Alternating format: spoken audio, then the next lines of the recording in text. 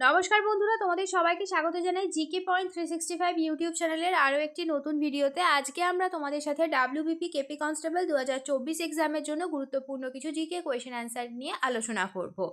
আজ আমাদের class number 40। এর আগে যে সমস্ত ক্লাসগুলি হয়েছে সমস্ত ক্লাসের লিঙ্ক ডেসক্রিপশন বক্সে রয়েছে। তোমরা যদি সেই সমস্ত ক্লাস দেখে না থাকো তাহলে অবশ্যই দেখে নিও। প্রতিটা ক্লাস তোমাদের জন্য ভীষণ গুরুত্বপূর্ণ। বিগত বছরের প্রশ্নের মধ্য থেকে বাছাই করা প্রশ্ন তোমাদের সাথে আমরা প্রতিদিন আলোচনা করি।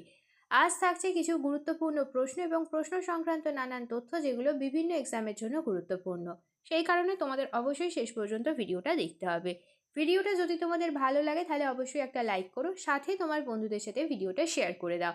তোমরা যদি আমাদের চ্যানেলে নতুন হয়ে থাকো তাহলে অবশ্যই চ্যানেলটি সাবস্ক্রাইব করে পাশে থাকা বেল বাটনটা ক্লিক করে অল করে দাও ফর অল নোটিফিকেশন, যাতে সবার প্রথমে আমাদের ভিডিওর নোটিফিকেশন তোমাদের কাছে পৌঁছে যেতে পারে।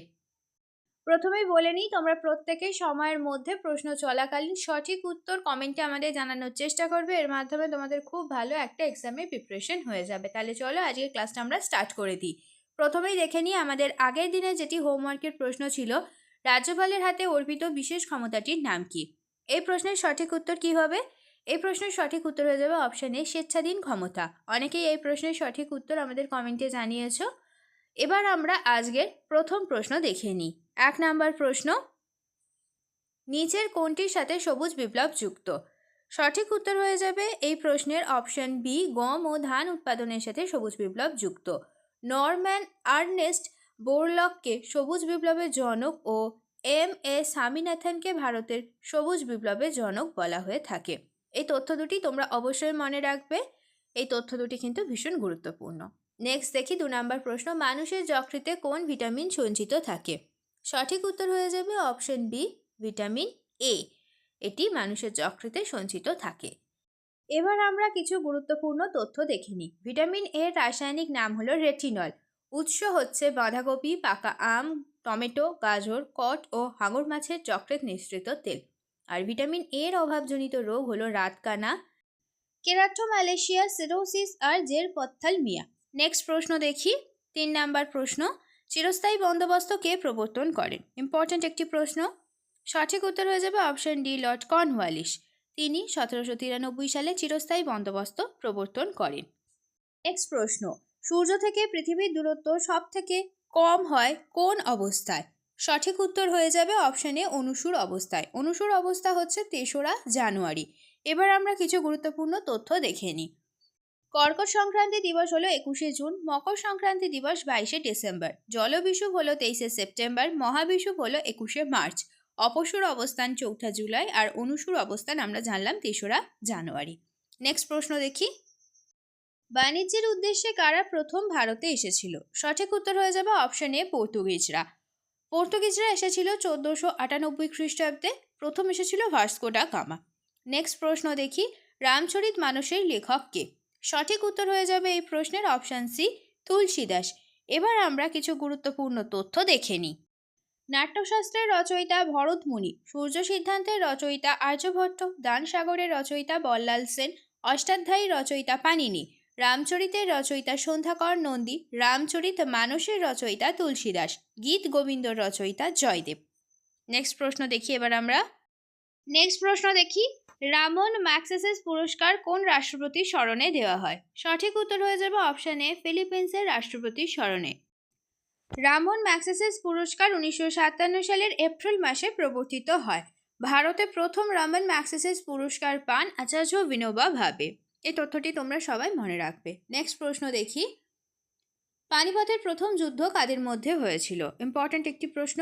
সঠিক উত্তর হয়ে যাবে অপশন এ, বাবর ও ইব্রাহিম লোদির মধ্যে পানিপথের প্রথম যুদ্ধ হয়েছিল। এবার আমরা কিছু গুরুত্বপূর্ণ তথ্য দেখে নিই।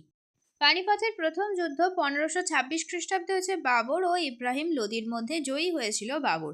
পানিপথের দ্বিতীয় যুদ্ধ 1556 খ্রিস্টাব্দে হয়েছিল। বৈরাম খাঁ ও হিমু জয়ী হয়েছিল এদের মধ্যে বৈরাম খাঁ। পানিপথের তৃতীয় যুদ্ধ 1761 খ্রিস্টাব্দে হয়েছিল। আহম্মদ শাহ আবদালি ও মারাঠাদের মধ্যে জয়ী হয়েছিল আহম্মদ শাহ। নেক্সট প্রশ্ন দেখি, ভারতরত্ন পুরস্কারটি কি ধাতু দিয়ে তৈরি? ইম্পর্ট্যান্ট একটি প্রশ্ন। সঠিক উত্তর হয়ে যাবে অপশন এ, তামা দিয়ে তৈরি। এবার আমরা ভারতরত্ন পুরস্কার সম্পর্কিত কিছু গুরুত্বপূর্ণ তথ্য দেখে নিই। ভারতরত্ন পুরস্কার প্রথম দেওয়া হয় 1954 সালে। প্রথম বিদেশি ভারতরত্ন পুরস্কার প্রাপকের নাম হলো খান আব্দুল গফ্ফর খান। ভারতরত্ন পুরস্কার দেওয়া হয় সাদা রঙের ফিতা দিয়ে। এই পুরস্কার প্রদান করেন রাষ্ট্রপতি।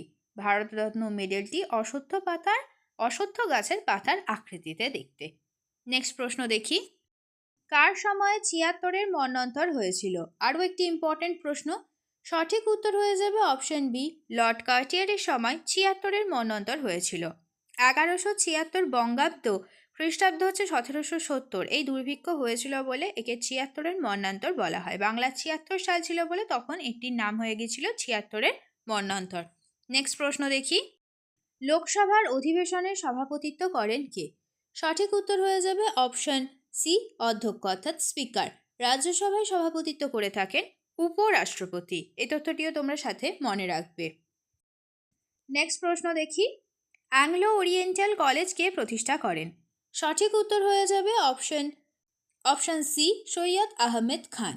1875 সালে অ্যাংলো ওরিয়েন্টাল কলেজ প্রতিষ্ঠিত হয়েছিল। নেক্সট প্রশ্ন দেখি, আন্দামান ও নিকোবর দ্বীপপুঞ্জের রাজধানী পোর্ট ব্লেয়ারের নাম পরিবর্তন করে কী নাম রাখা হলো? সঠিক উত্তর হয়ে যাবে অপশন এ, শ্রী বিজয়পুরম। নেক্সট প্রশ্ন দেখি, গ্লোবাল ইনোভেশন ইন্ডেক্স 2023-এ ভারতের স্থান কত? সঠিক উত্তর হবে অপশন বি, 40। নেক্সট প্রশ্ন, কিলোওয়াট ঘন্টার দ্বারা কোন ভৌত রাশি পরিমাপ করা হয়ে থাকে? এই প্রশ্নের সঠিক উত্তর হবে অপশন এ, তড়িৎ শক্তি পরিমাপ করা হয়ে থাকে। এবার আমরা কিছু গুরুত্বপূর্ণ তথ্য দেখে নিই। আয়তনের ভৌত রাশির একক হচ্ছে ঘন সেমি এবং ঘনমিটার। বেগের হলো সেমি পার সেকেন্ড ও মিটার পার সেকেন্ড। বলের হলো ডাইন ও নিউটন। চাপের একক হলো পাস্কাল ও নিউটন পার মিটার স্কোয়ার।